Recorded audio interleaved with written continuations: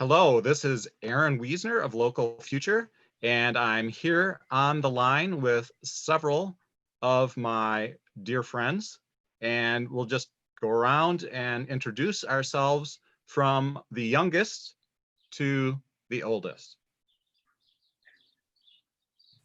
Hi, I'm Olivia. I'm in 7th grade. I'm a lifelong vegan and I'm 13. Hi, I'm Sarina Farb and also a lifelong vegan,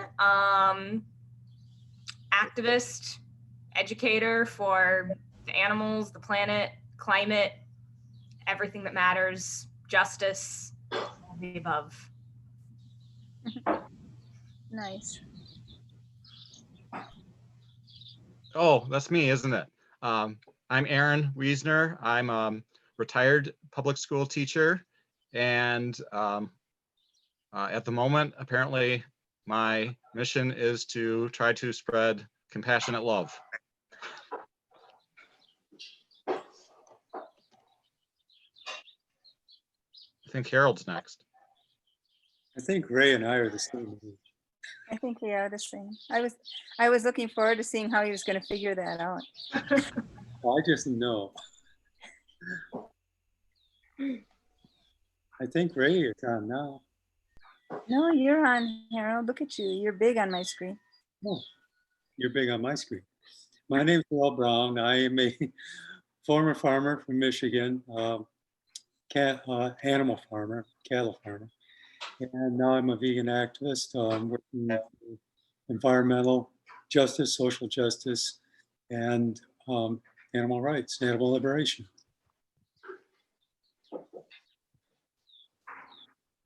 I think I'm on. Am I? Yes. Okay. I'm Rae Sikora, and I'm really bad with linear time, but I think it's been now about 45 years that I have been working as a voice for the planet and for other species. And I think that, well, I've been lucky enough to have that be my main work, which is really wonderful. And the main focus of my work has been helping people, first of all, identify what their core caring values are, and then align those with their daily choices in life.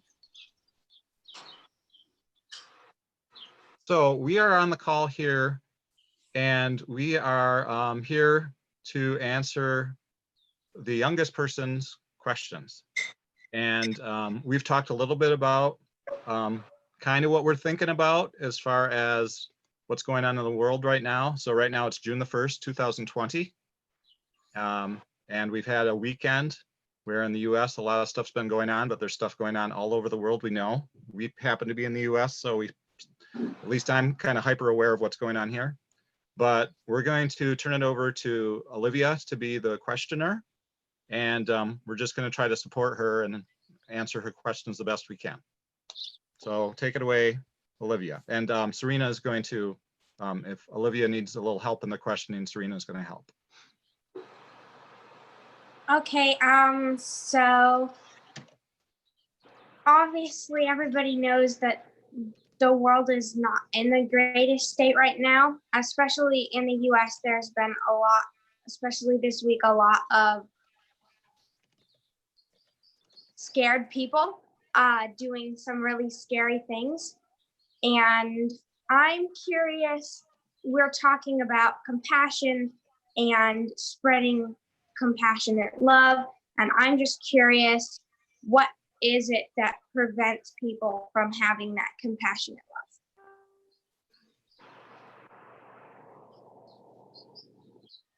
love? Great question. I don't think there's anything that, well, everybody has compassionate love within them.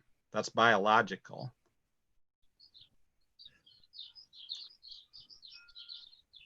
I think their upbringing is what prevents them from sharing it. For sure. That, and I would say fear. When you have a narrative going on that you're threatened or scared of something, I think it becomes harder in the moment to think about that love and compassion, because you can only focus on the fear you're feeling and how to stop it or get rid of it. And I think there's a lot of people reacting out of fear right now. Yeah, I totally agree with that on fear. And I think that fear is taught. I mean, there are basic fears that we're probably born with. You know, we try to avoid physical pain and other kinds of pain, and we try to avoid death. And maybe that's something that we're born with, but this really deep fear that makes us judge and harm others, I think that's something that we're taught. And, you know, I had this experience when I was a kid. I was the only Jewish kid in the school. And when I went to like just kindergarten, I was only 5 years old. And I was on my way back and got a bunch of kids came and started kicking me. They pulled out a lot of my hair, made bald spots, and ripped my clothes out. And they were calling me, I thought, a kite.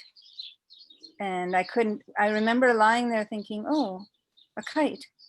You know, why are they calling me a kite? I look nothing like a kite. And when I got home, my mom was just crying when she saw me. I said, I don't know why they were beating me up, but they were calling me a kite.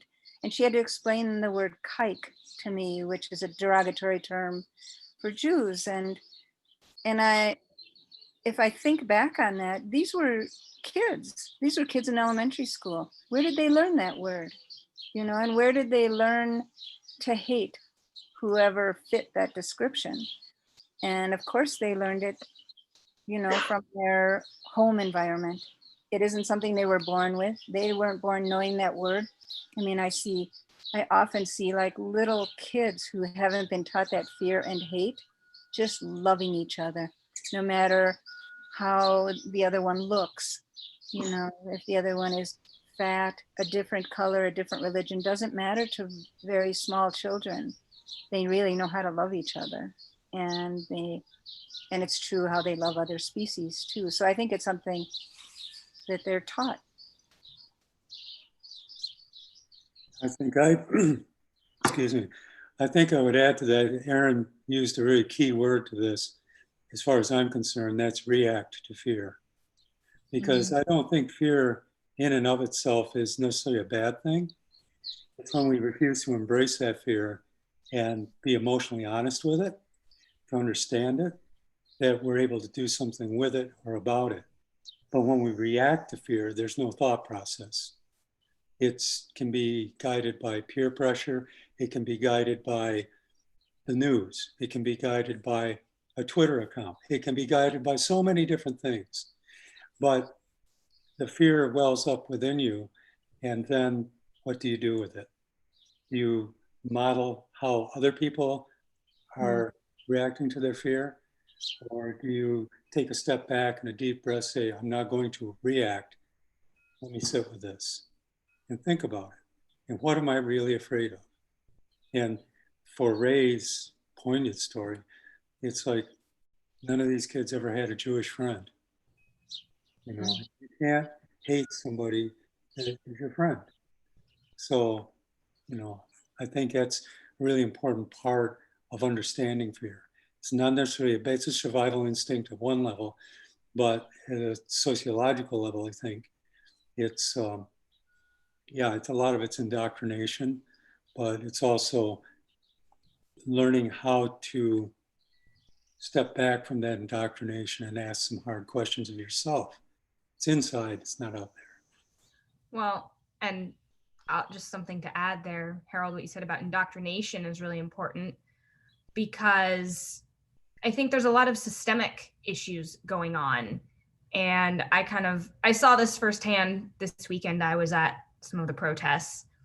And the thing that in particular the police force was most concerned about was protecting the physical property and buildings. It was abundantly clear that, and we talk about indoctrination or what people are taught to care about, that we care about property and buildings, and that's the thing that mattered most over keeping the peace or talking with each other, seeing each other as individuals. And that comes from a long line of being taught about what matters, that money and power matter, that these other things are what matter. And so I think that's really important too. I think what you both said, like Sarina, what you said, and Harold, what you said, I mean, if you bring those together, then if you look at what the cause is of that, it is that we are not raised with really some basic life skills. And one of the basic life skills is not just valuing life itself and other life forms, but how do we react when something doesn't fit our view of the world, or, you know, our way of being in the world. And we're not taught that. We're taught that there's like us versus them, us versus them. It's this. And so there's like some basic life skills that aren't taught. And I think when kids are brought up with life skills that aren't about reacting, you know, as Harold was talking about, it's about this reacting. You know, I've seen kids, a few of them who are right here on this screen. I've seen kids who are brought up with life skills that teach them how to show up as a loving presence, no matter what's going on outside of us. And that is so powerful. You know, it can shift things. If I show up in a situation that's very escalated in hate and anger, and I show up with hate and anger, I just keep adding fuel to that. But if I show up in one of those situations that's really fueled by hate and anger, and I just show up as this loving presence, I hopefully have grown up being empowered to think that I can make a difference with that presence coming in. I can repaint that picture. But most of us are not raised that way. You bring up really something that's been running through my head for the last 4 days, is that what we resist persists. That's become a truth to me. Mm-hmm. What we resist persists. And so, you know, and I see so many different causes saying we have to resist, you know, resist. Well, that's just going to make the other force, the power holders, it actually enables them. And it adds fuel to what they're about. But even on a personal level, the things you resist in your own life are going to persist. So instead of giving your energy to the resistance, you give your energy to creating. And you create that thing like you were saying, Rae. You bring these skills to that and you create a loving, compassionate, empathetic world rather than, I don't know how you can do that through resistance necessarily. It's like the old saying, the only way, there's no way to peace, peace is the way. Yeah. This is a part of that equation. You know, I pop this little easy kind of tool in my head in situations because I end up in some crazy situations in life. You know, I'm face to face with somebody who's out hunting deer or whatever. And I pop this little tool that I have come up with in my head, and I ask myself, am I fighting or am I inviting? That's like my little tool. Boom, boom. Am I fighting or am I inviting? And if I go into it fighting, I'll get big resistance back, big time. If I go into it inviting, like I think of it as, oh, we can all invite others to a compassionate possibility. And we can be that example of what that community looks like. You know, it's just this like simple little thing I do in my head, but it has really shifted some interactions I've had where people go, oh, how did you just do that with that person who would have pulled a gun on you? You know, and it's going in there with this attitude, speaking to the compassion in that person. Because it's like you said, Harold, we all have it inside of us. It is in there. It's often buried under fear or cultural ideas, but inside there is that compassion, and that's what I want to speak to in each person.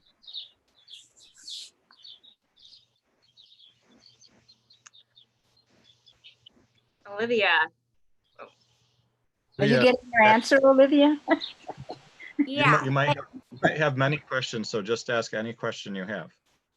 So we talked a bit about how upbringing can impact how whether people share their compassionate love or not. I'm curious, is there a way for for a first question, is there a way for those of us who were raised with compassionate, with compassion and everything, is there a way for us to help others who are not? Like for me, I have some friends who aren't the nice people. And I'm wondering, is there something I can do to help them, like kind of what Rae was saying? And also, well, I guess we'll just start with that. That's my question. I guess I would say that a really useful way of approaching that for me is just listen. Just be present and listen. And and if you can do that actively, you'd be surprised what you'll learn in a very short period of time. Because if somebody's not being nice, there's usually some trauma, some problem in their life. And it's only through listening that you're going to know that, because they've got a story you don't know. Exactly. And being open to that story, it's like Frank Zappa used to say, they don't know who Frank Zappa is here. Oh, well, your brain is like a parachute. Okay, then I said, your brain is like a parachute. It only works if it's open. So, yikes. Anyway, so I think that is probably the first and foremost thing you can do, is just be present, actively listen, and and consciously be in your heart. Yeah, it has to be the real deal, huh, Harold? Like, that's it. Yeah, because people will read it if you're not feeling it in your heart, but you're saying words that are about compassion, but you're really thinking, what an ass. They're going to read that. They're going to know, and probably, like, you've all heard me talk about this when I've spoken at different conferences about this idea, and it's exactly what you're saying, Harold, about listening. The idea of, rather than I need to be understood here, they need to hear all my ideas and all my thoughts, instead of always trying to be understood, to ask questions and try and understand them. And wow, the power of that is just amazing. No matter what that person is doing, how does it, ask him questions. Oh, how does that feel to do that? How does it, I see you as a really caring person. Is it hard for you to do that when you're this really caring person? Just different things to really understand them and ask genuine questions. And you learn a lot about this person you thought of as so different from you. Well, what if you were saying, like, people will read into it if you're thinking, but what if, some people really are, some people can be really mean? Like, how do you hold that compassion and that caring for people who are doing something you, disagree with so strongly? Do you think, I have a question for you, Olivia. Do you think that those people wake up in the morning and say, I'm going to be a really bad, mean person today? Probably not, no. So there's a really good assumption to make that the majority of people, I'm not saying everyone, but the majority of people are doing their best with what they know and with the tools that they have. And some people can show up really negative and nasty in the world, and inside there is just fear. They feel like they have to protect themselves in the world, or they have to fit in. They want to really fit in because they're afraid if they don't fit in, if they're different and they're not liked, They won't have any friends. They'll be alone. You know, that's a real base fear that a lot of people have. But Yeah, it's like you said, like you're the people you know who are mean. They're not waking up going, "Oh, I'm going to be such a jerk today." Yeah. Do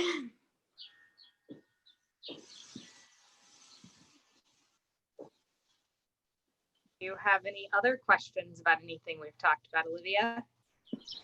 I was going to just reflect a couple things. Yesterday, I was two experiences from yesterday over social media. So I was messaging back and forth. One was with a person who most people would consider to be an angry white man, you know, but he went to school with me. And in my You went to school with Trump? No. But in my school, in my kindergarten, there was about 25 of us. That was the only kindergarten class. Okay. And in first grade, there were about 25 of them. And in second grade, there was about 25 of them. And we had 4 bus runs for the school district. And so I rode bus with a quarter of the kids that went to school in this K-12 building. And so I knew the people in my class, and out at recess, I knew the kids that were a year older and a year younger, and a couple of years older and a couple of years younger. And I stayed in that school from kindergarten to 12th grade. And so I knew the people on my bus and everything, and I knew, you know, this particular person was a kind person. He was funny and gentle. I also knew a couple things about him that sometimes he or his siblings were seen as kind of mean, kind of bullying. I also knew that they killed deer. They had guns and they kept the skins and the antlers and things. But I friended him anyway, you know. The posts I've been trying to make on social media have been about love, and love resonates, and sharing love resonates with everybody, because everybody has love inside of them. Humans are a sort of animal that is, we're only here because of the love that is within us. If there wasn't love, then when a baby is born, the baby would be rejected, because just think of a baby. It takes so much giving. I mean, you have to hold the baby, you have to nurse the baby, and then the nursing is not like one and done. It's you know, again and again and again. If loving was not part of our nature, then we wouldn't be here. It's the strongest of the emotions in humans, and there's no way to get rid of it. It's in every single person, but also in every single person is the survival. I mean, we have to eat too, right? So that's back here. That's called the fish brain, and there's 2 things back there. There's hunger, you know, to survive, the desire to survive, which is powerful, strong. And when people get scared, they get hyper aroused, they get tunnel vision where they can focus on one particular thing super well. Like imagine that we're all zebra. And this is just an analogy, it's not a perfect analogy. Imagine we're all zebra and we're all in the same herd. Okay? So we've lived together since Olivia, you were born. We saw you born of your mom, because we were there, you know. And Sarina was young, you know, and she saw you, and she probably played with you a lot when you were young. Yeah.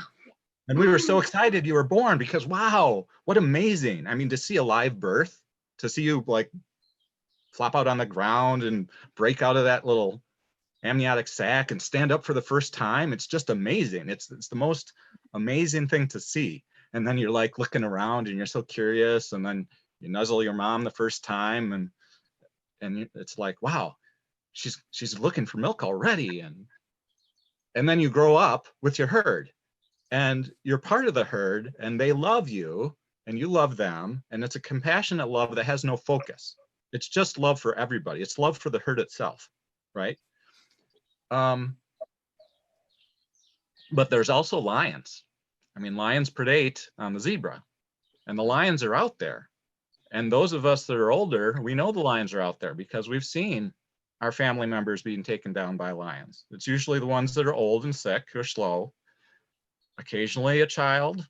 We try to protect the children in the middle, though. The mothers are super protective. The guys, they kind of tend to be a little more, since they're not nursing all the time and watching after the kids as much, they tend to be kind of on the edges, usually, of the herd. And they're kind of pretty much always looking out to see any motion. And as soon as they see a little bit of motion, they get hyper-focused because they're scared for their family, their herd. And they focus in on the herd and that spot in the grass, and they freeze. So this is the first thing, freeze. Then they get a hyper focus. It's actually as if their pupils change to bring in more light. Their ears perk to listen in that direction. They hold still. Even their heartbeat probably, I don't know if their heartbeat probably speeds up. And they look and they stare. And if nothing happens, they relax. A lot of times the herd will notice, not always, but a lot of times. But if they see the lion coming, they will alert right away. They'll be like, rack, rack, rack, rack, or whatever alert they do. I don't know how they alert exactly. I'm not a zebra. That was a duck. But they'll alert. Like when Shadowcat is out in the lawn here, because he lives indoors and outdoors. He adopted us, I don't know, 7 or 8 years ago, just showed up, never left. The birds will alert when he gets close. Oh my gosh, they alert. Anyway, so then the herd, I don't know if it's the herd that decides, or the one who spotted the lion, but then the herd will, right? So, because that's the only, I mean, the herd doesn't really fight against a lion. It's not a successful strategy. At least it didn't ever develop. And so they flee, and the one who's slowest, if the lion's fast enough that day, that's the one that's going to be eaten. But the herd's pretty big. I mean, the herd's, maybe thousands. So, and the lions don't eat all that often, maybe once every 2 weeks or something. And if they do get close to a baby, then that's where the fight comes out. And the moms will fight. And not just the moms, all the moms will fight. So I see Olivia needs to go. So I'll stop talking and put it on mute and go back to Olivia. I need to go, but thank you so much for having me. It was just great to have you guys all answer my questions. You guys are all, like my vegan family, so it's cool to have you all on one chat or on one video call. Yeah, I'll hope to see you guys later. Bye. Bye. Yeah. Now, for the rest of you guys, you are welcome to stay on the call as long as you want to talk about this stuff. I have nothing to do until a long time from now. So, and there's viewers who are still watching and they're still curious, So I think it goes to Sarina at this point. Okay. Well, I'll add a little more detail. I had a very interesting weekend. I participated in the Kansas City Black Lives Matter protest late Saturday night and then all afternoon yesterday. And it was very interesting. I watched some of my high school students were there, and some of them got maced and and tear gassed. And so we were helping them. And then there were a lot of confrontations with the police, and there was a lot of tension And we were right near, we were in the area that's known as the Plaza in Kansas City, very historic shopping area and district. And it was just very interesting to be where I was standing with protesters. Also knowing, you know, we at the school that I just finished teaching at, we have security officers that worked with the Kansas City Police Department, and they're, you know, at the school, and there are security personnel, and they're there to help keep the students safe. And I'm pretty sure some of them were on, you know, the opposite side of the students at the protests. So it was just, it was a very interesting experience. And it was very interesting seeing all of the hatred and anger on all sides. And I was really struggling with how to deal with that because I was there as a supporter. This was not explicitly my cause. So I don't want to speak over people. I don't want to make this about me, you know, or anything like that. But at the same time, I don't, and this is true for vegan activism or almost all the things I've participated in. I don't always agree with the tactics or all the things that are being said in group environments. And I do think peace and love and not hatred are the answer. So it was a very difficult position for me to be in, and trying to figure out what my place, what my voice, and what my role were. So that's what I spent this weekend doing. So yeah, if anyone, well, I'll ask this to all of you. Yes, if you have any particular advice for spreading peace and love when I didn't really feel like it was my place to speak up or tell people that the activism or things they were doing is wrong because it's not my issue explicitly. And there were probably close to 10,000 people there yesterday. And there's also, you know, group mentality and energy that builds up, and then people are kind of reacting and moving along with that. So any thoughts or advice you have from your experience that's probably a lot more extensive than mine? I can say what like my first thoughts were when you just asked that were, I think sometimes because we know what we know, and we know about this potential for a compassionate world, it can be a big burden.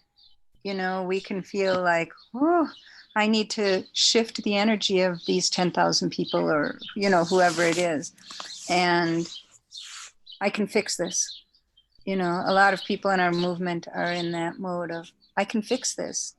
And it's with a really loving intention, but there are times to just be there and know that you can't fix it, that you can't fix that situation because you're just one person, you know, and also just who you are in the world has a huge effect on so many people that you're not even aware of.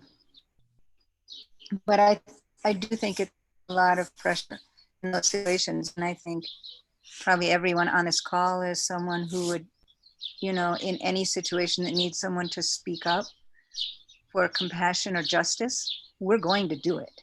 You know, we're not going to turn our backs on it. And in some situations, I think you show up as a loving presence and know that you fix it. Kind of what I was doing. Well, I think too that I would say that why you felt that it wasn't your, how did you put it? It wasn't your. It's not my, I mean, from a more intellectual standpoint, like I'm in the oppressor class in this situation. So I don't want to be telling other people that are already oppressed what to do or taking over their voices or their space when it's not my place to do so. Right. Mm. And I think that as white people, that's where our role is when those white counter protesters show up, where the person steps in between. Because the problem, it isn't something that somebody who's bigoted or prejudiced isn't going, they're there just to vent as a person of color.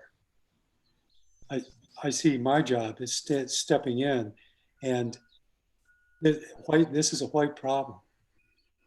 It's, you know, institutional, it's systemic, everything. And that's where white people need to show up to support people of color. But more than that, where our action lies is in confronting the bigotry and the racism face to face, and be the example, you know, say, you know, I don't think anybody fairly can say that they're non-racist. But you say, you know, and I grew up a certain way and was taught a certain set of values where that was concerned. Or where you show up is you say, you know, I get where you're coming from, but there's a better way of doing this, you know. But you gotta hear their story too. But the thing is that the real, all of this with race relations in the United States, I think is for not to, is to be an anti-racist, is to show up and be that presence to the racist, the person who's acting out as a racist at that moment, and saying, okay, here we go, you know. And that can be scary. Well, they were kind of asking, I mean, what the leaders had said was they basically asked white people to stand at the front facing the police, Mm-hmm. To act as a shield. And I mean, I noticed this too. This was late Saturday night, and things were kind of starting to get really tense, and it was dark, and I was with two other people, and we were crossing the street at one point, and there were literally people on the opposite side of the street that were starting to break windows, and yet a police officer in full riot gear sees us and like literally smiled. The three white women are together, literally smiles and is like, oh, you're fine. So like, even in that moment, in the middle of this protest, we're like, would he have done that with somebody else? Like, why are we being looked at as non-threatening and friendly? We're here in the midst of people that are doing other things, all marching together. Is that just, you know, more of what we're talking about right there? So I mean, that was, and I felt that just in general, like I did very much have this feeling, oh, I'm a cute white girl, like they're not gonna do anything to me. And I was very aware of that feeling. But it was, you know, it was really difficult and we did have a few counter protesters, but with the police, they called the National Guard in as well. And, but what's been, you know, really difficult, I guess, is like, I do know people that are police officers, and I think they are, you know, good people that I love as well, that we disagree about things, or, you know, and so that was the really difficult part for me, to be there and see a lot of anger and hatred all around. It was there was a lot of peace and love too, not to, you know, but there was, and I totally understand where anger comes from, like we talked about before, but it was, yeah, so they were basically asking the white people to be sort of a barrier, and it was just, yeah, I'm still processing it all. Oh, but isn't this, to me, this No. is interesting listening to your story, because is there a better example of white privilege? Yeah. Because that's it, incarnate. You know, it's amazing, but so many people don't understand that. So many white people don't understand that. And that we can be a safe shield, and we're, chances of us being a barricade, I've seen some pictures from Atlanta where a whole line of white people locked arms in front of the black protesters, and it de-escalated the situation. And, you know, there are these certain object lessons that come into our life, and it's like, man, you know, it becomes real, you know. Yeah, I felt that firsthand so much.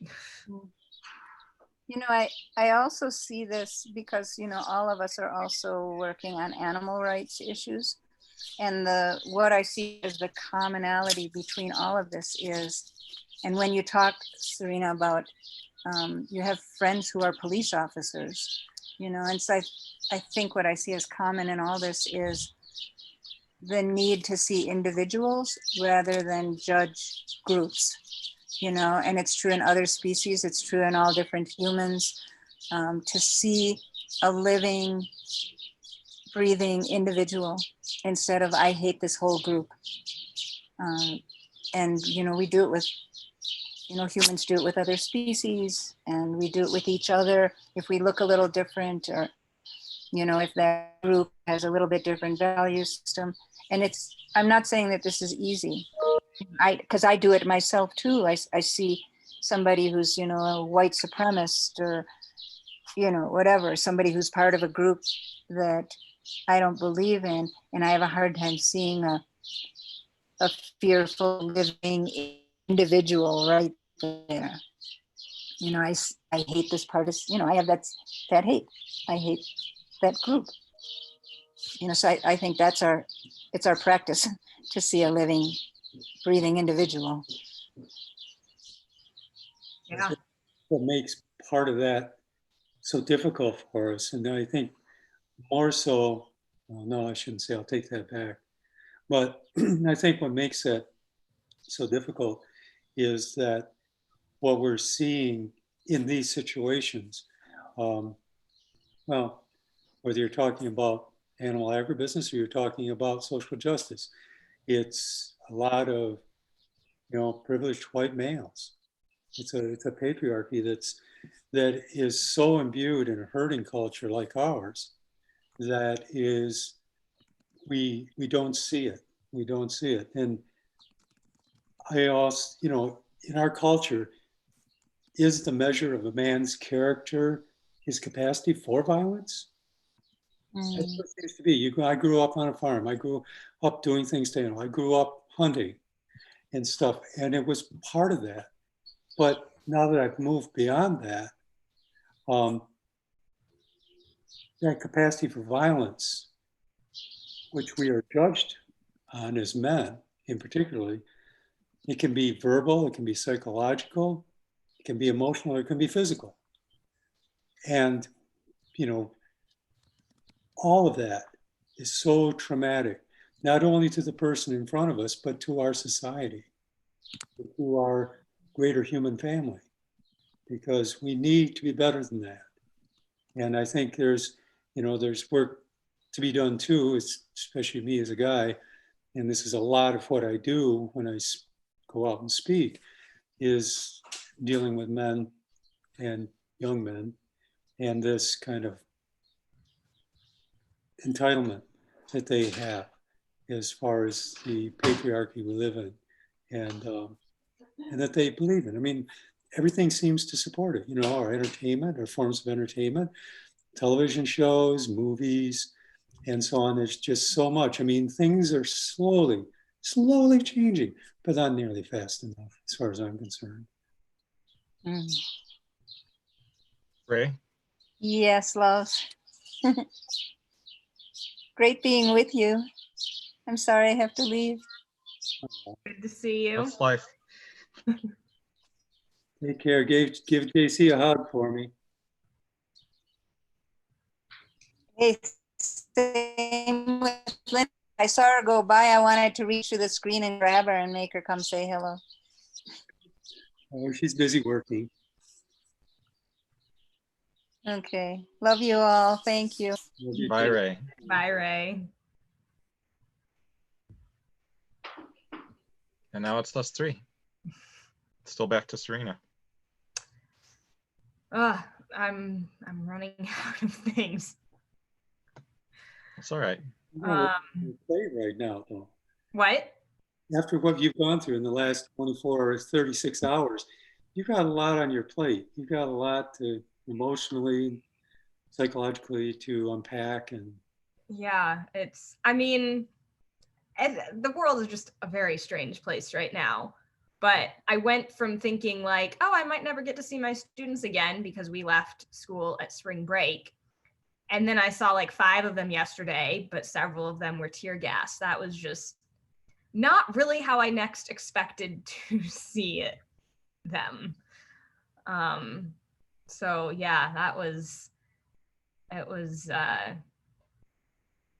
very intense. I'm glad I could be there and help support them. And in general, it was, I mean, I'm very happy to see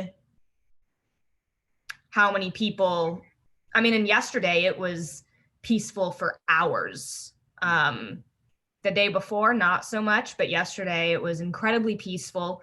And we marched several times, blocked streets, and it didn't get, it stayed peaceful until they imposed a curfew and people wouldn't disperse. But the day before, I got there in the middle of the day and they were already spraying tear gas. And so it was, yeah. And how do you feel about what the media and kind of the overriding narrative is now about the violence? I have mixed feelings, to be honest. Like, in general, I'm not a fan of violence. That's just, the side I lean on. And I don't think hatred solves things. I don't think, more polarization solves things. And I personally am not super comfortable with, there were some blanket statements about police in general, that I don't agree with and that I'm not comfortable with. At the same time, I've also heard people, even talking about rioting and looting and explaining, the narrative of course, like, who are the biggest rioters and looters? It's, white Europeans that came here and stole the land in the first place. And the fact that, I don't know, 500, it's somewhere in the billions of dollars that have been transferred in wealth in just the last couple weeks. And, the 5 wealthiest people in the world have increased by billions while, other people are losing their homes and can't afford food and all of this. And so, yes, in the scheme of that, who are really the people stealing the most, looting the most, or whatever, and other people have explained to me that there is political significance to, looting or burning buildings. So I hear that and I see that. And I've also, seen the media narrative that it's outside instigators or, other people coming in that are doing this and not protesters.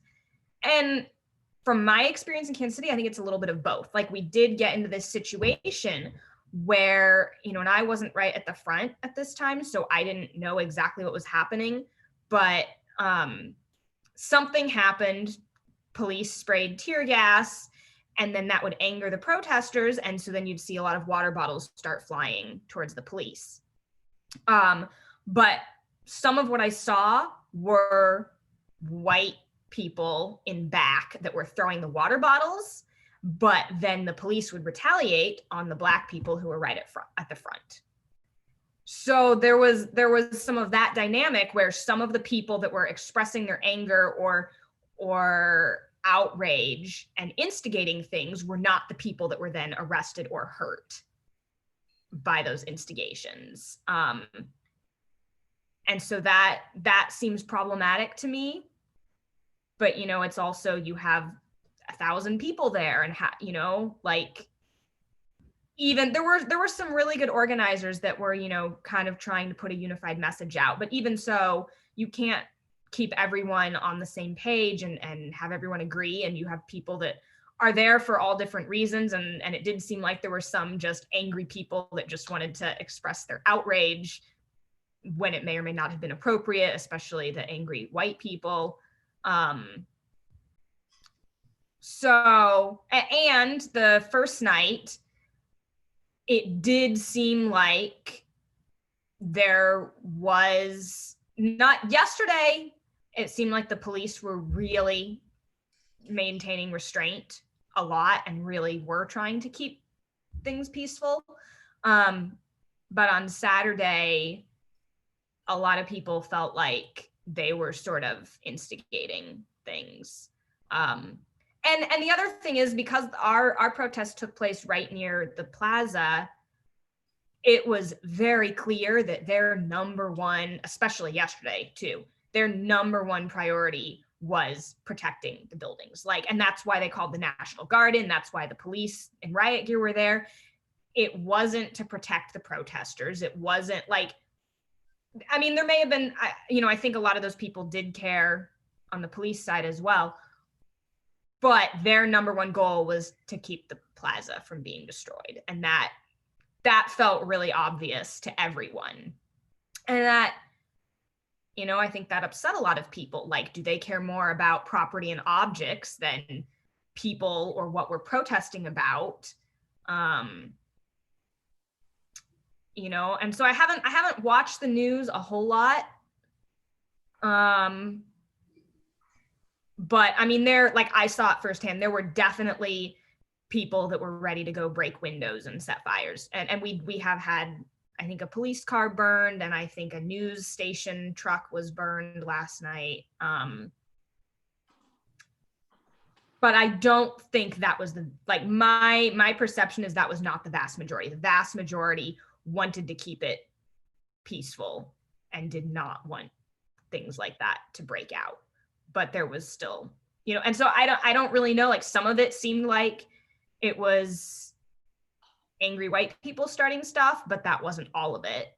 And so I don't want to put it all off on that. Like, and I think there probably is some political reasoning and anger as part of the protesters. There are, you know, people that were part of the organized protests that feel like that is a valid response.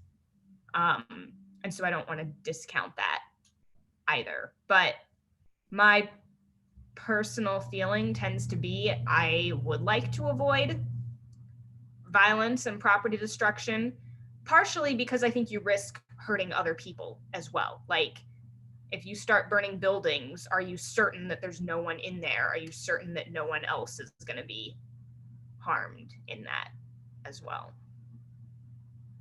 I think you brought up a good point, which is something that I've seen for years. I mean, I was a kid when the riots in Detroit in '67, and over all these years during that time, seeing how these things unfold, the media, and it's a little different right now because I do listen to different media outlets, because if you don't know what they're saying, you don't know what the country is believing as a whole. And they are kind of bringing a different angle to it. But it's basically this. It's like you said, it's about protecting property. That's what the police and the National Guard's primary concern is. And that's because of how the legal system, how our laws are structured in the United States. And that, I mean, this goes back to animals too. Animals are property. Farm animals are commodities. They are property. They're good many of them are sold on the Chicago Mercantile Exchange. Well, you know, we could do a deep dive on all in speciesism and how it's fed all of the problems that we have now. But the way I see it is that the police have a job to do, and that is protecting, first and foremost, property. And they may not intrinsically know that, but that's what their training is. And it's also the thing is first and foremost politically. And you know, where in this is where kind of the narrative gets kind of weird, because they talk about the violence when people are burning buildings. They're saying this is just crazy violent. Well, how are you violent to an inanimate object? That's my question. How are you violent to an inanimate object? It's a building. But then there is that concern. You said, do you know that that there's no one in that building, that nobody's cat or dog is in that building? You know, are we, we have to take these things into consideration. But the thing is that's property damage. And yeah, that's a crime too. But violence is against one being against another being. And that's really how the law is set up. So for this kind of messaging that breaking windows in a building, in a business, is violence, that's property damage. Yeah, it's property damage, Harold. I just want to interject. It's like property damage during a tornado. Right. Does a tornado do is a tornado violent? Is a hurricane violent? Is a thunderstorm violent? Is a broken dam violent? Well, it feels like violence, but they do use it's property damage. It's a different thing. Yeah, no, how did this work out? The three of us that are left all live where tornadoes are at. At least I'm used to it. But especially you, Sarina. Yep. Your Tornado Alley. Anyway, the one thing that was really interesting, I was listening to some Black activists on the radio as I was coming home this afternoon or this morning, and they said that they think that the media shouldn't be calling it rioting anymore, because they said it's time for a revolt. Mm. And I'm going, wow, now that's a difference in framing that matters. Because rioting in the past has been understood as the action of a group of people that are not heard in any way, shape, or form. And that's their last resort of being heard. But yeah, you could say this is rioting, but this person thought it ought to be reframed as a revolt. It's time. This stuff has to change. And that's what a revolt does. And where a riot's something that happens to take on tomorrow.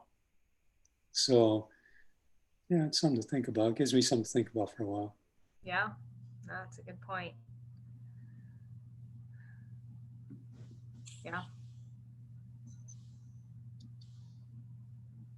But I don't know how much Erin would want to get into the interrelationship between how we view animals, especially animals used for food, and people of color in this country, and how structurally we have set things up in this country to enable all of that, where we see some life worth more than others. Well, let me share a little tidbit to help give you an idea. On Monday last week, I was on a call like this with my friend Nicole Foss from New Zealand, originally from England, then moved to Canada, and now she's in New Zealand. She's one who is trying to look at the big picture of everything that's going on in the world. And so she and I have had one call per week for the past 5 weeks. And we started with like a 1 hour call. And then the next one was like a 2 hour call. And then the next one was like a 3 hour call. And so the one we did last week was called Facing the Fear of Death in the Unfolding of the Future. And so in order to really address that, and for her to have time to, and us to have time, just the two of us, to explore everything that's going on in the world and what we're fearful of. We were on, and we had a few people who were in the Zoom as like listeners, and just to make sure, you know, if we skip something, that they'd like, you skipped over.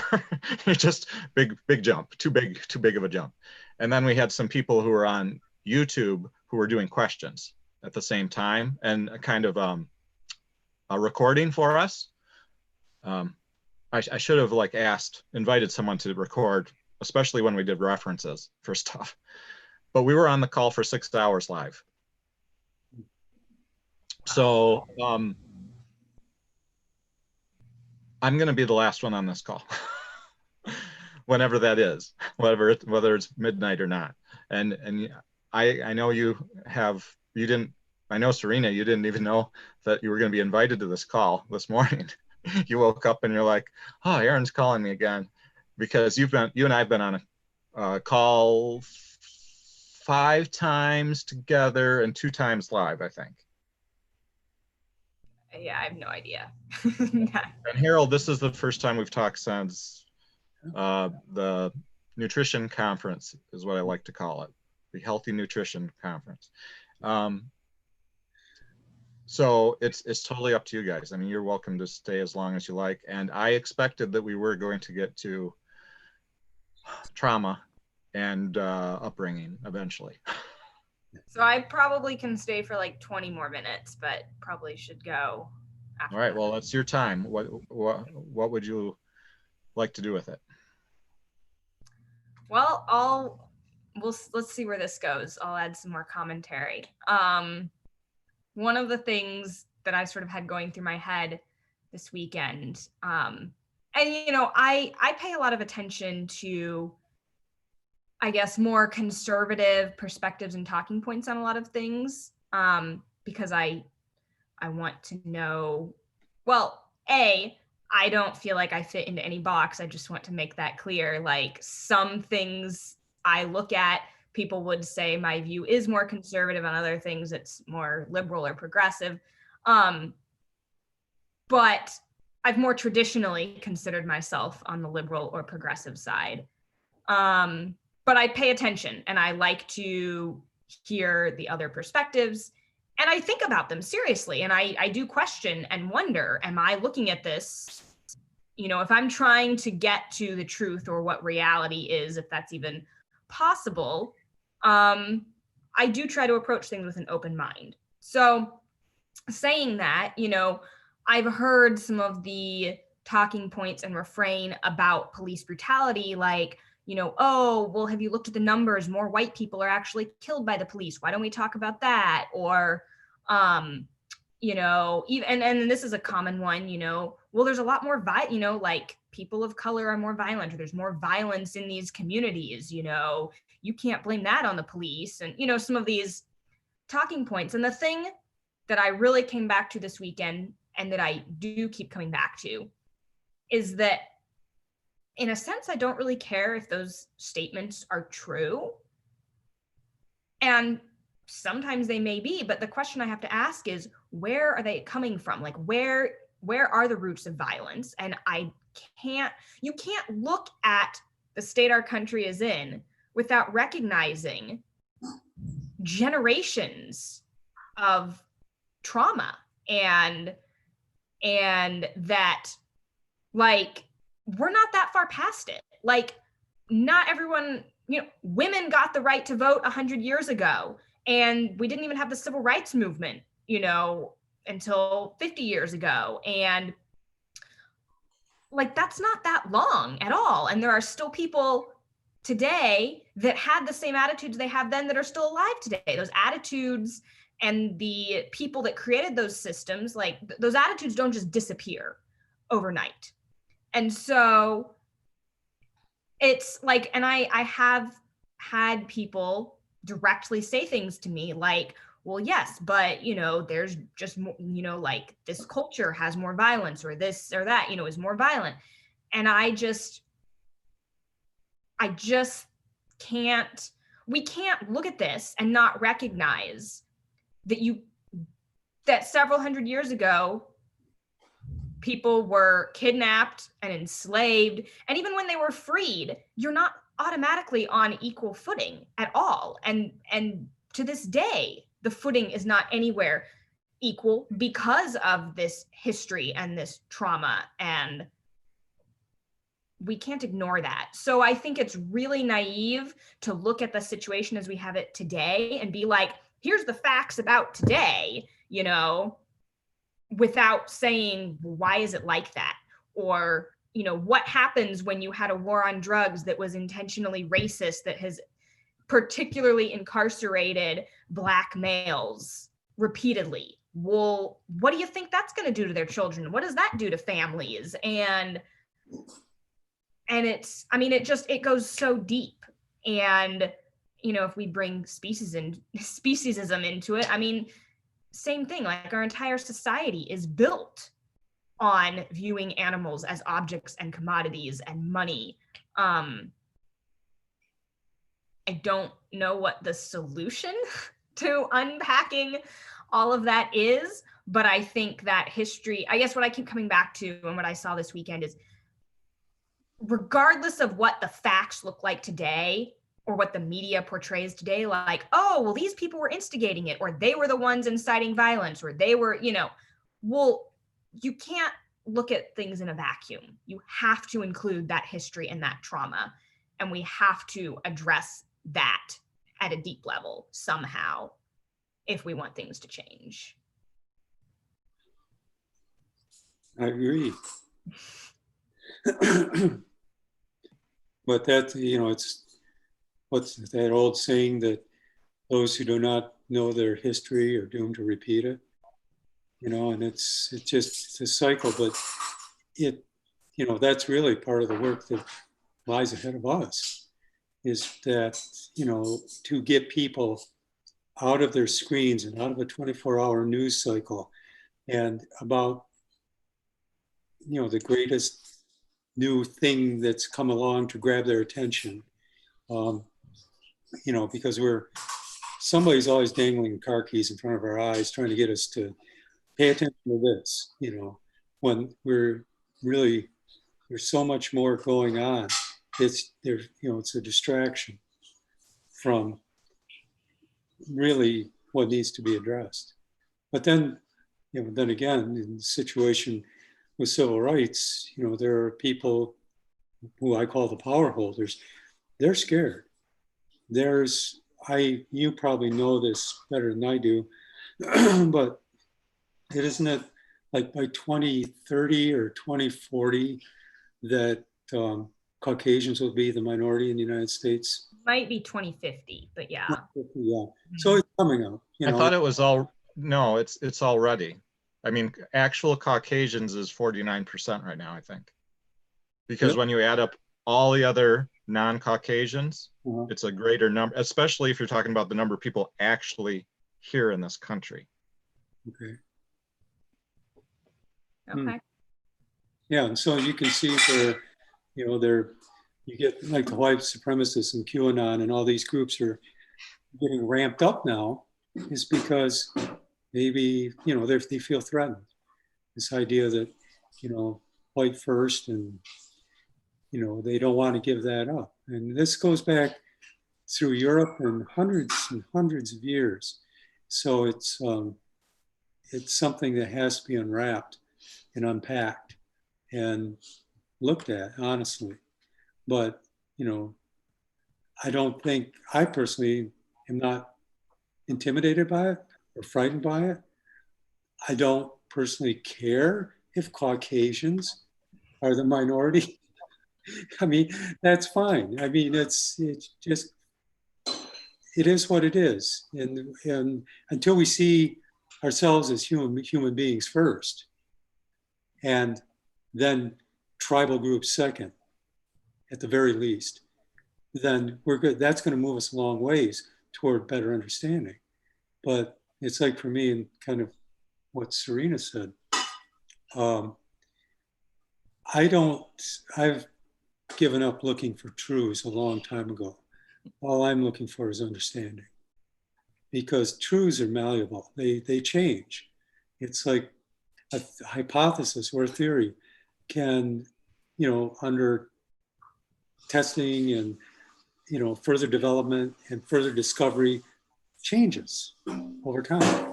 It's like I'm kind of a wonk for quantum theory and quantum mechanics. And that's changing all the time. And, 20 years ago, string theory was the thing.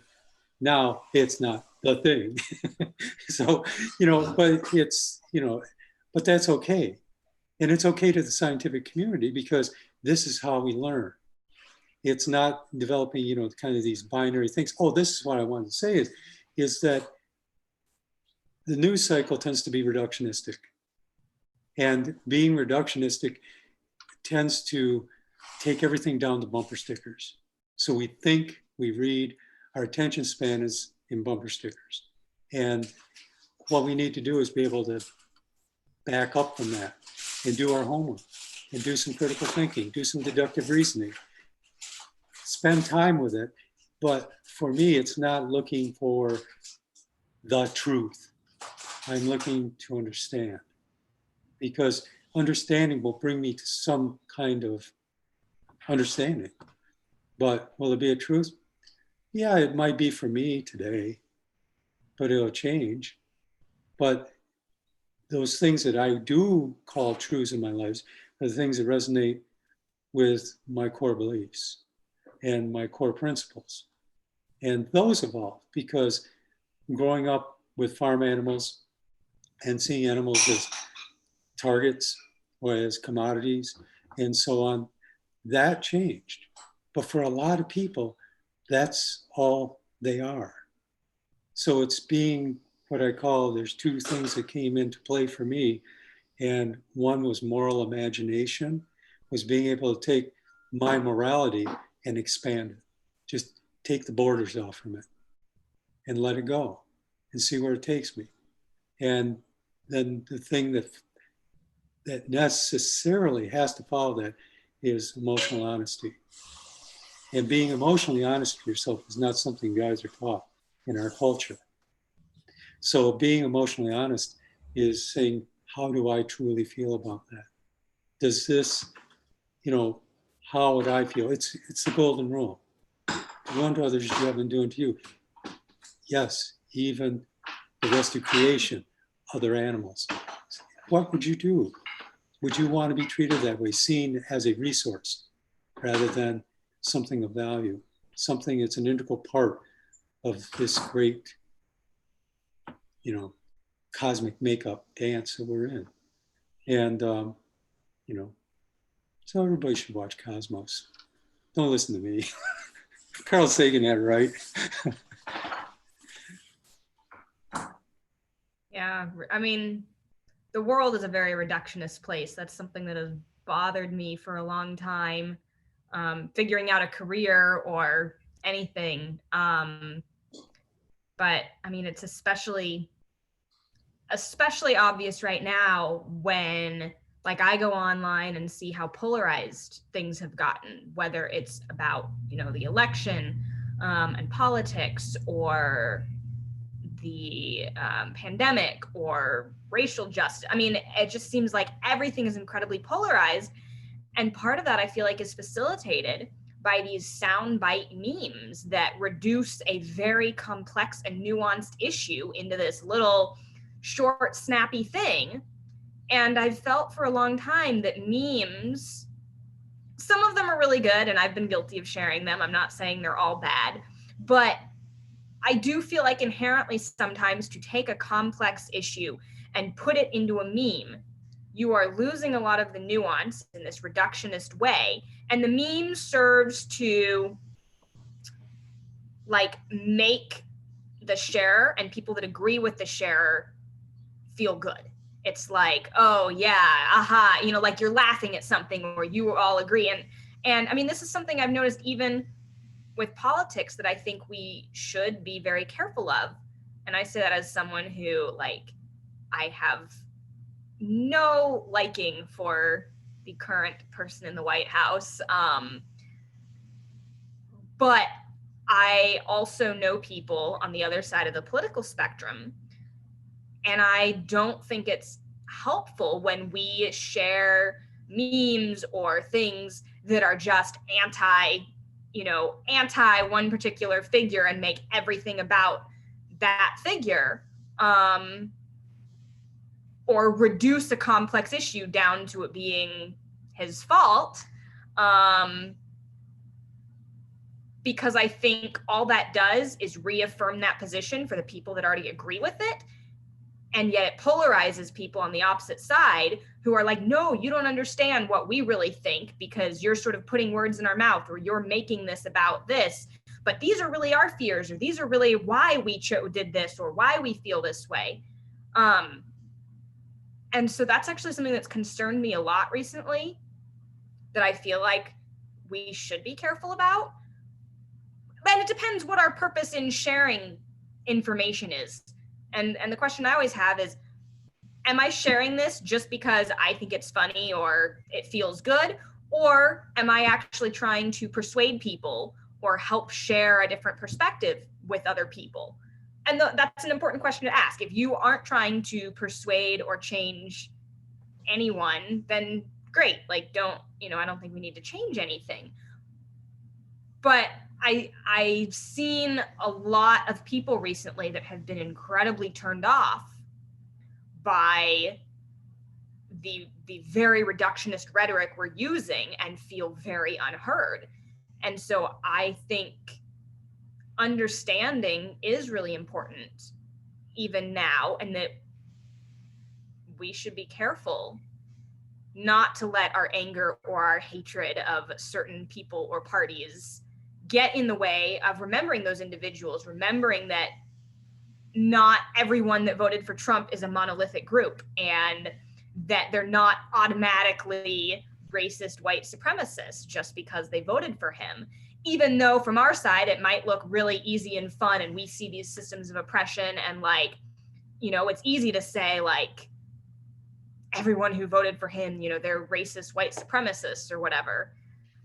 And I just think that's leading to this incredible polarization where we're not listening to people and saying, what are your fears? And there's some, to be clear, there are some that it really is, out of racist ideology or whatever.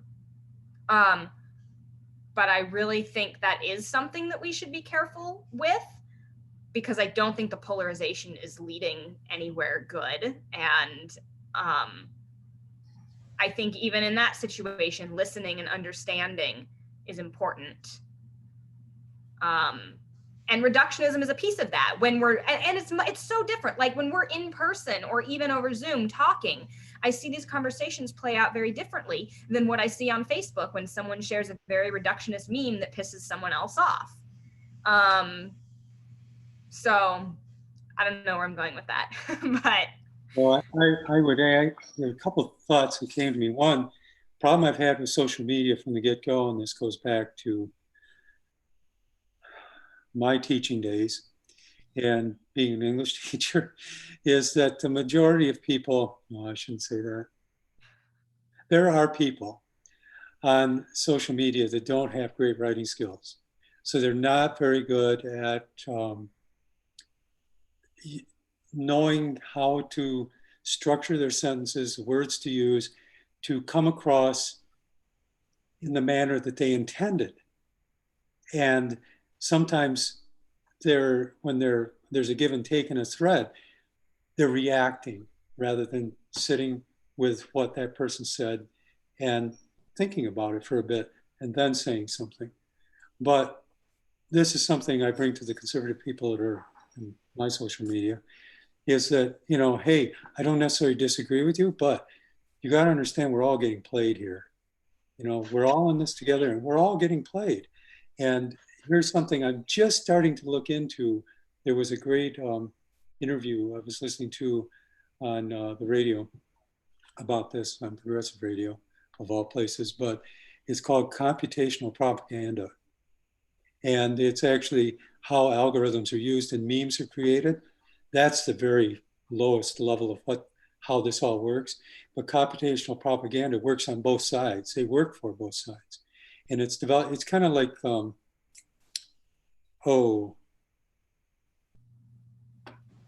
Artificial intelligence? no, well, kind of, yeah, but it's, that Cambridge Analytics, and big data, how that worked. If you haven't seen the documentary, The Hack, it goes into that, and the woman who worked for Cambridge Analytica and how that all worked. But this is something that looks at that. Computational propaganda looks at those mechanisms too. And then they say, well, this is how we're all in this kind of crazy, fastly spinning hologram. And we don't, we grab onto bits because, like you said, we've been mememized to the point where all we can deal with is the bumper stickers. And we're not willing to put in the homework and go beyond, I tell people on Facebook, I say, well, I looked this up on Facebook and this told me that this is my point of view on this political issue or whatever it may be. And I say, well, do you understand that it, just about any search engine you use has been tracking you for years. And especially the first page on Google, is their algorithms are going to feed you everything from what you watched on YouTube to everything you've ever done on the internet. It's going to skew everything to your preference bias.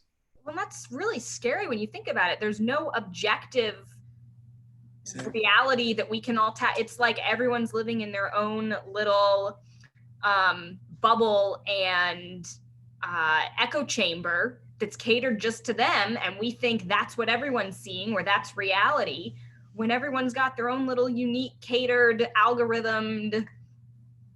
Well, that's right.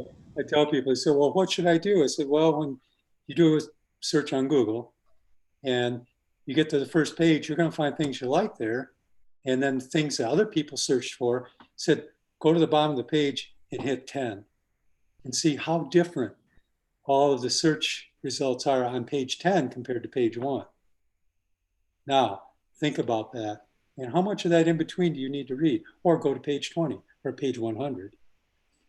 You really start to see how those algorithms work and how we need to expand the scope of what we think we know. Yeah. I'd like to share just a little bit about that. So I'm looking at my computer. I have Microsoft Edge as my first browser. I use that only for my Facebook. I have Google Chrome as my second browser. I use that for my Gmail and for my YouTube and for my searches. That I don't mind if people look that I searched up the Wikipedia for love. Perfectly fine. I have Firefox, which I use for a different Facebook account, which is very similar to my first account. My first account is the one that people who know me in person are in. The other account was kind of the nonprofit account when I was a teacher, and I wanted to keep the political rhetoric off of I wanted to have a separate place to have a debate because when you're a teacher, you're not supposed to take a position on stuff. And so I had parents and things on my my other account. And so I separated myself into these two personas. And I actually have a third account, which is only my family members. And I don't use my real name, so no one can find it. It's totally locked down. I mean, there's no more restrictions you can put on it. And then I have another account, which is totally invisible, which is just so I can look at stuff on the internet without Facebook knowing anything about me, because it'll program, as you interact with the account, it'll program the account. Mm-hmm. So my next browser is Opera, and Opera has a VPN, a virtual private network. And so when I'm surfing on Opera, the perspective it takes is that I'm in Belgium or somewhere. So I can see the perspective from outside of the US of what they're seeing. On Chrome, sometimes I go incognito, And when you go on incognito, it helps to restrict what Doesn't it doesn't track stuff quite as much, and then it erases it when you close all the from your incognito. computer, but your internet service provider is still Right. not private on that level. And then the final one I have is called Tor, T-O-R. Now Tor does not have an IP address. I don't know exactly how it works, but when you open Tor, it takes like 30 seconds to connect to a search engine. But then you can search the web just like normal, but there's no IP address. So there's no way that any server can create a filter bubble or for you. So if I'm not finding stuff, I mean, the one I spent the most of the time on are Edge and Chrome.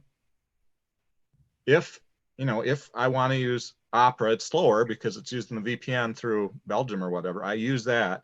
But then if I'm really like, I don't understand, and I want to look for something that would probably be censored, like honestly censored, like censorship is a real thing.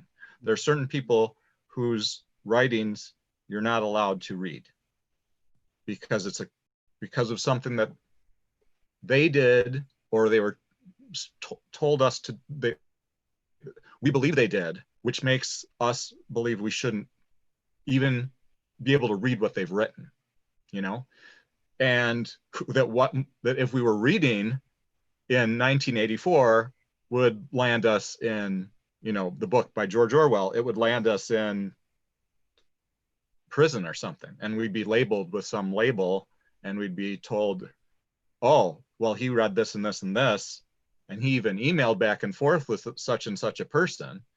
And so he is himself, just because he was exercising freedom of speech, that's not really free speech, because he was talking to someone that's not to be talked to. They're outside of this culture. So I really like, Harold, that you contributed that we build our own bubbles that we're in by the AI that is in each of the systems. But there are ways to find truth. It's not easy though. It takes a little bit of effort. Yeah, and a lot of people, well, I've had friends who've used Tor. I use Tor, but they don't have the patience for it, because the way I understand how it works, an IT friend of mine who put me onto it, every time that you go out to do a search, it's a different place in the world. So it could be Belgium, it could be Hong Kong, it could be Taiwan, it could be Brazil. It bounces, and then the thing is it will actually use other sites depending on what you're looking for. So it could be going through 3 different IP providers to get you where you want to go, depending on the sensitivity of what you're looking at. So it's, Tor is really interesting, but it's also, like you said, there's certain things you could search all day for on Google or Firefox, and you're never going to find it. But, it's just like a lot of things that happen in academia that never get published. They're sitting in some shelf in a academic library gathering dust because the gatekeepers for publishing research said, nah, not this, for whatever.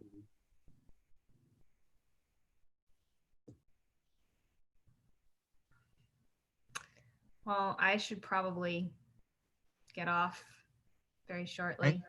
Thank you so much, Sarina, for coming on the call at such short notice. And thank you for sharing everything that you've experienced. It's powerful. Thank you. I was really struck because I had messaged you a couple times and I hadn't heard back, and then I saw your post yesterday which showed the pictures of you downtown, and you gave kind of this block paragraph trying to describe everything you'd been through, and I could feel like, wow, she was actually there. And so I really appreciate you shared that. Do people ever, like, out of the blue friend you on Facebook? Like, All the time, and I have no idea who they are, and I don't usually accept their friend requests. are your posts typically public or not? No. Is it okay if they follow you or no? It's okay if they follow me. That's fine. I mean, like I have some that are public. Well, up until this point, I've chosen carefully because I was teaching, and I chose very carefully if students or parents came across my Facebook profile, what they would find. And the school had social media requirements and various things. But I'm done teaching now. I'm not next year. People could be fired. Teachers could be fired for what they were talking about and sharing on the internet. Yes, I mean, or ostracized. Theoretically. Like we were told that our social media was private as long as we, weren't speaking on behalf of anyone we shouldn't be. But there were still, yeah. Yes. I mean, that's just the world we live in today. You just have to be very careful what appears on your social media. But now I'm a free agent. So well, I really like that post. So if you would consider making it public. Okay. That would be nice. I'm trying my best to only make public posts. It's hard. I'm trying also not to repost anything, but sometimes there is something, like if it's from a real person who actually wrote it, like Milton Mills, he's a man of color, a physician. He has written a couple things about his anger about what's going on. And he's written, it's been constructive, but it's been anger that's been driving it. And so as a white man, my opportunity is to share that to the places where, first of all, on my page, so people are, because they won't see it otherwise on my page, and then to pass it forward, because he doesn't know everybody, obviously. So yeah, but no, I mean, people are welcome to follow me. Not all my stuff. I mean, and I'm probably going to be taking a break from Facebook very shortly because I think it is detrimental to my mental health more than it is helpful right now. So there are other places to go that are nonprofit, not just nonprofit, but well, I mean, it's not even that. It's just, I really dislike the bubble feeling. And I sort of, sometimes I wonder what would my life be like and what would I be doing right now if I had never been on Facebook, because I feel like it has impacted me so much. And I get this idea of what reality is just when I go on there and scroll through there. And then I talk to somebody else and they're like, I haven't heard of that. And I haven't ever seen that. And I'm like, we have completely different realities. So I don't watch the news normally, I don't have TV. And so like my news and what I understand comes largely from my Facebook feed. And sometimes I think I need to live more in the present moment and not be getting this probably very skewed idea of the world sometimes. I think the challenge is Facebook is where the people are. So it's where the debate is happening, and that's where the decisions are being made, and that's where consensus is being established. So it's hard to escape from the fact that that's where the people are at the moment. I mean, I'm ready for us to all move to something that's different, where speech is free, and where, I mean, this sort of in-person, live-ish thing, I think this is much more, I mean, we can communicate so much more effectively in an uncut, unscripted, sincere, truthful, compassionate, live-ish way, even though it's not the same as sitting with people outdoor on the side on the deck. anyway, that was a long story, but yeah, people can follow me, but I may be taking a break from Facebook soon.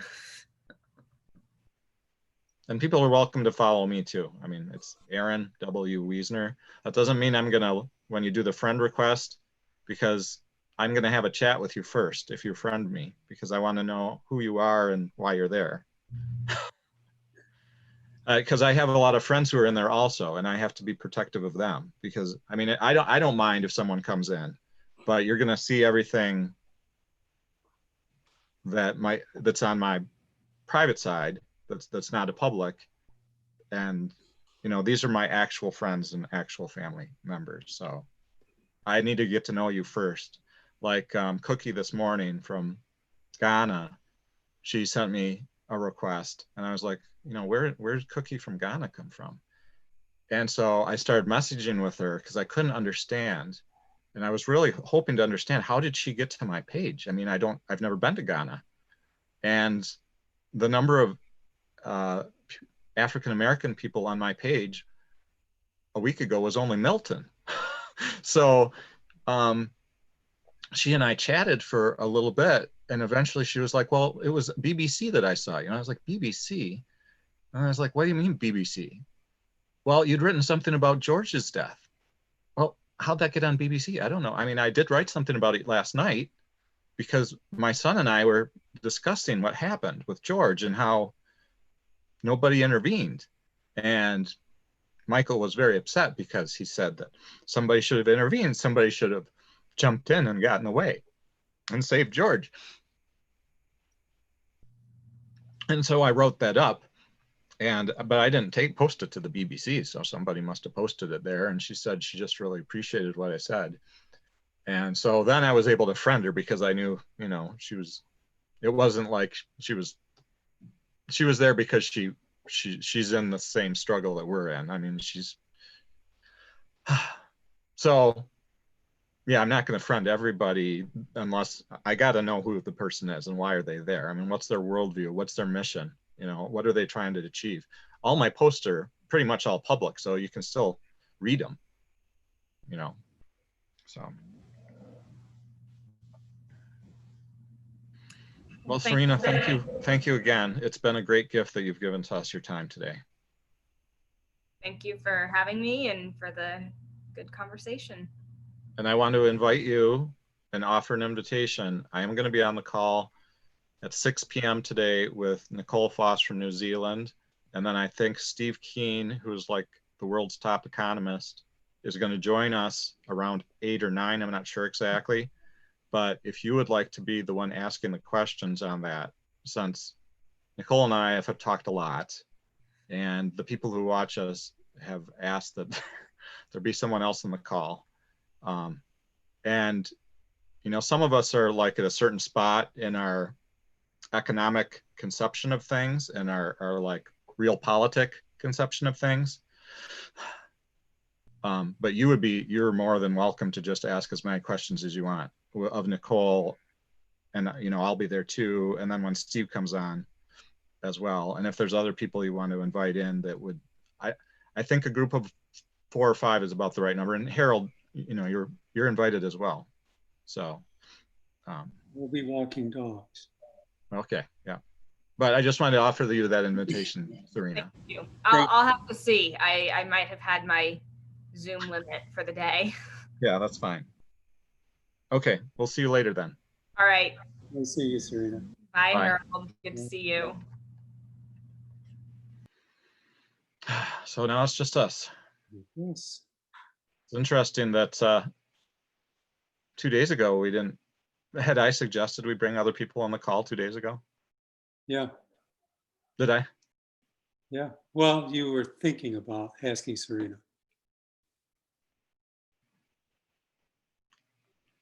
I feel really fortunate that she was able to come on and Rae was able to come on, who you suggested as your, like the one person you suggested, and that Olivia was able to come on.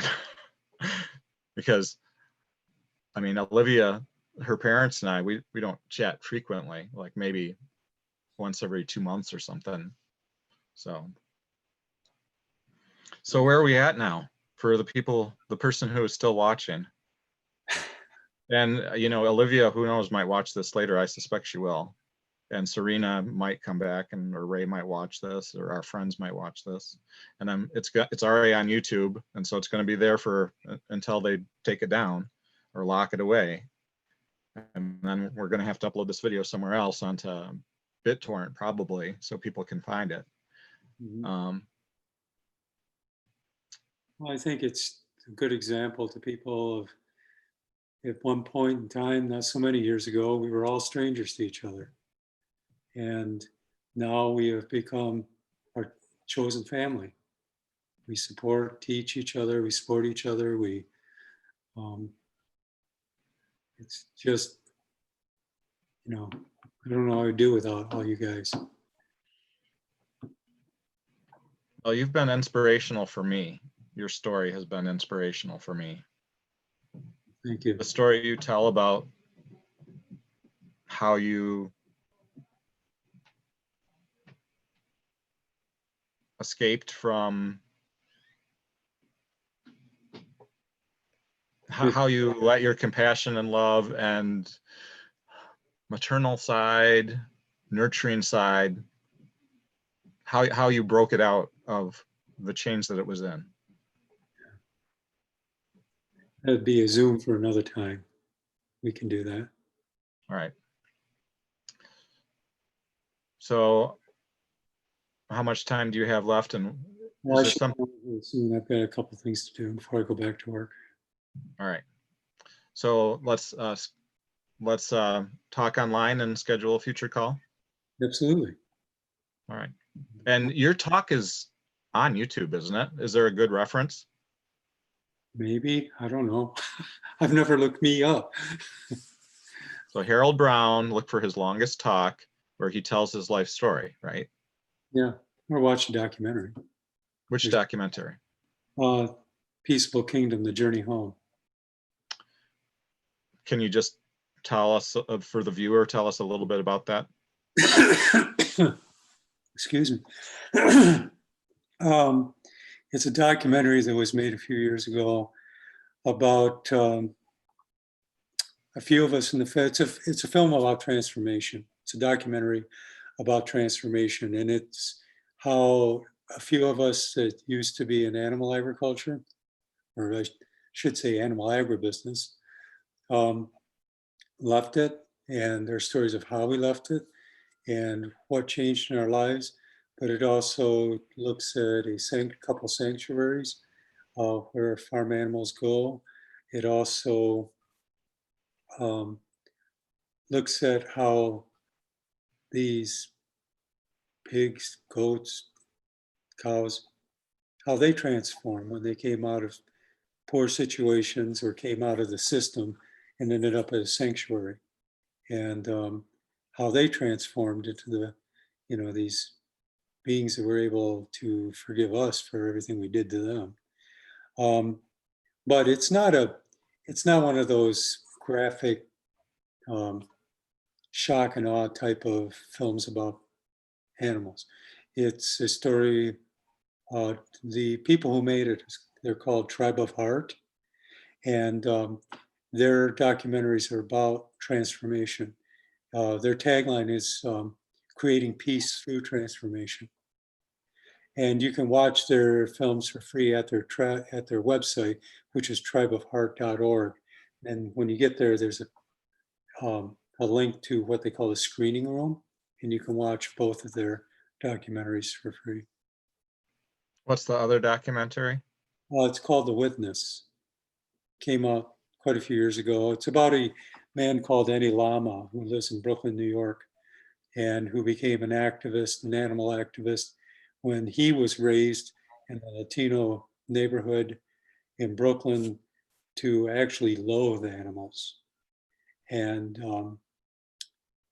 he came to a point in his life where he realized that I have more in common with them than I don't.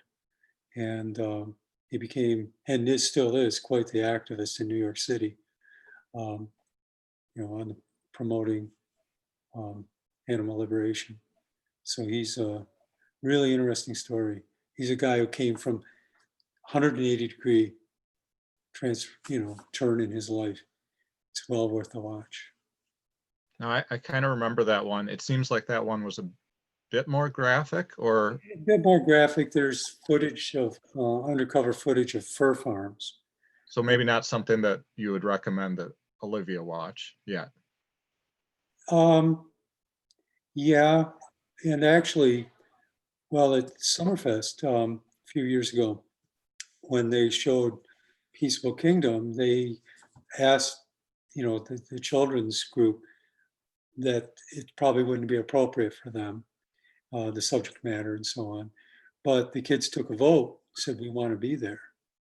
And so they showed up, and they all sat together right in the front row there. And they had quite an impact on it. I think what I learned from that experience, they asked the best questions in the whole audience. The kids asked the best questions. And the other thing is that I took away from it is that we really underestimate the capacity of children to understand and process information.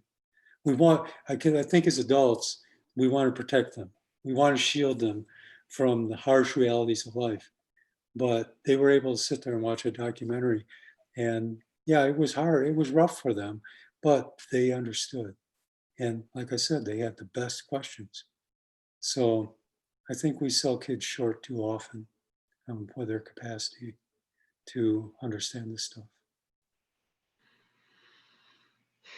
Thank you so much for your time today, Harold. You're welcome anytime, my friend. Give Linda a big hug for me. We'll talk to you soon. All right, see ya. Bye-bye.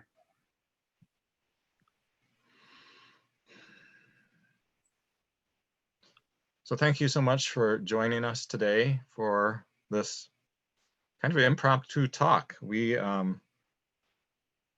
topic was, how do we spread the feelings of maternal love, nurturing love, compassionate love, and how that's a struggle because we always have, of course, the other instincts as well. We have that fight, freeze, flee, fight instinct. That's part of us. But the most powerful emotion we have, which has been there for millions of years at least, is our capacity to love without boundary, to love like the zebra loves. The zebra is in a state of ecstasy, so to speak, at all times when they're with the herd. They feel love for the people, the zebra, that are next to them and around them, and the herd as a whole, because they've been with that herd since they were born. Their whole life has been within community, and the community loves them as one of them and supports them in every way possible. And the zebra trusts unconditionally the herd. And it's a beautiful trust. If the zebra sees, one looking, if it hears the alert, I mean, they move together. They're like that. For humans, we're like that too. People don't necessarily like to think of us so similar to the zebra. There is in Africa, on the south of the Congo, an area where there's some of our nearest human relatives in the world of life, and they're called the bonobo. The bonobo are also called the pygmy chimpanzee. The bonobo, the males and females are almost the same size. They live in groups, family groups, bands of around 100. I suppose if they get larger than that, they probably divide into separate family groups. they spend all their time together. When the babies are born, everybody, sees that. And when the elderly die, everybody sees that. And I imagine they go off to die on their own. They're very communicative, and they're the most amazingly loving. I mean, they just love they share their love. And we're not obviously exactly like them, but we are hyper compassionate organisms, living things.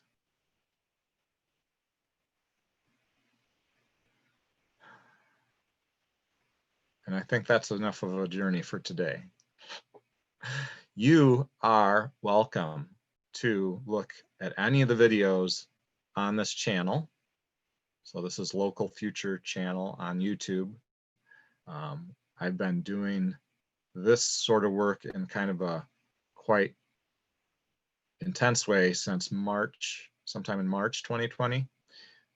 A lot of the stuff you'll find is really interesting. That talk that I mentioned earlier, the one with Nicole Foss, that was particularly good, the 6-hour one, for those who are wondering what to do with this fear of death.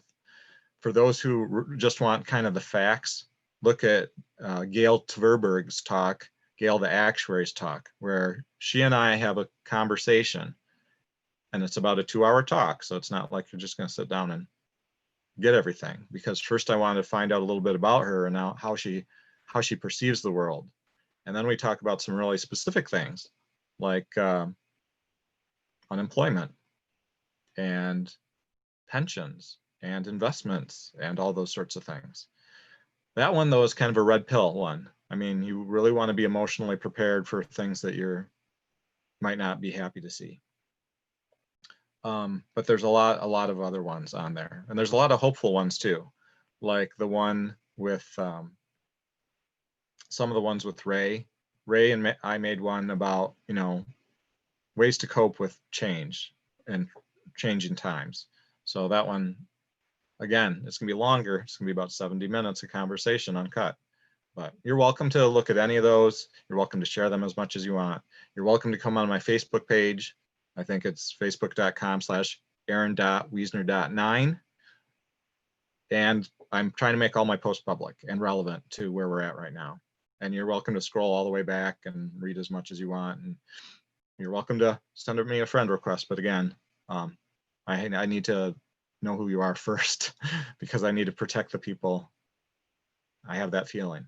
So, and one last thing, if you appreciate this sort of content on the internet, then let us know, the people who are providing it, by doing a thumbs up. That doesn't mean you'll have to log into your Google account or your Facebook or your YouTube account, so you can do the thumbs up. Subscribe to the channel. Subscribing isn't enough, though. There's the bell. You have to click the bell, and then you have to click email updates, and that'll send you an email anytime something is published or live. And then in the comments, just share whatever comments. Like a lot of times people will share, oh, have you read this book? Or people will say, wow, this was so helpful. Thank you for not cutting it short. Or sometimes discussions start, and I try my very best to respond, especially if it's a question. Like if it's, what do you think about? If it's an open-ended question, honest, open question. So yeah, you're welcome to do that. And of course, you're welcome to share, copy and paste the link, put it in your social media, send it in emails, whatever you like to do. All right, thank you so much. My best wishes for you. Let's see, I'm supposed to sign off with my little phrase. Truth is power, but only if shared. Love is unlimited, but only if freed. Let's see, I'm missing one. We are one. I'll probably find the other ones on my post on Facebook, but I've forgotten at the moment. I guess I got to really internalize that one yet. It was about freedom, though. Can't have freedom unless you have truth and love for everyone. Thanks for joining. My best to you. Bye-bye.